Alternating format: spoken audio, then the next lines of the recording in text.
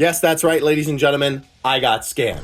A bootleg of a bootleg now exists with this fake demoniacal fit Super Saiyan 4 Goku. I'm going to show you how you cannot fall for this scam at the end of this video, but I'm actually doing a voiceover on my phone today because I wanted to show you all the QC issues with this figure. As soon as I picked him up, I could tell that he was tacky, and weirdly so, because figures, even third-party ones, that are a decent quality figure do not feel like this. As well, he also just looks a little bit weird. His arms don't really go down further than this, and not to mention the plastic gapping on the arms also already looks a little bit weird. But let's go down to the legs here. First of all, these pants are way too skinny. You also have this big scuff mark here, and when you open his legs out, oh my gosh, doesn't that sound awful?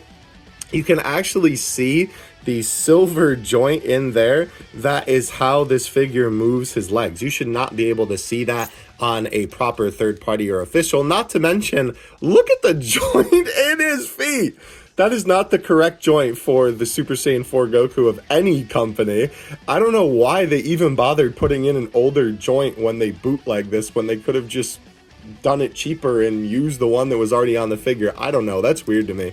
As well, his head is super wobbly, as you can see. Not to mention, he also has some overspray. If we take off this hairpiece, you can see that there's a bunch of red that has oversprayed onto the hair. Not to mention, it is a little bit on there on the back. It's kind of hard to see on camera. But also, they made these red, and as far as I remember, those are black on all the other figures, so you can't really see the joint being there.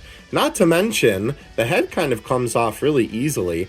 And look at the the peg for the neck. That is certainly not right either. As well, speaking of the head, we have this head right here, which is kind of looks like Jack's little hair at the top.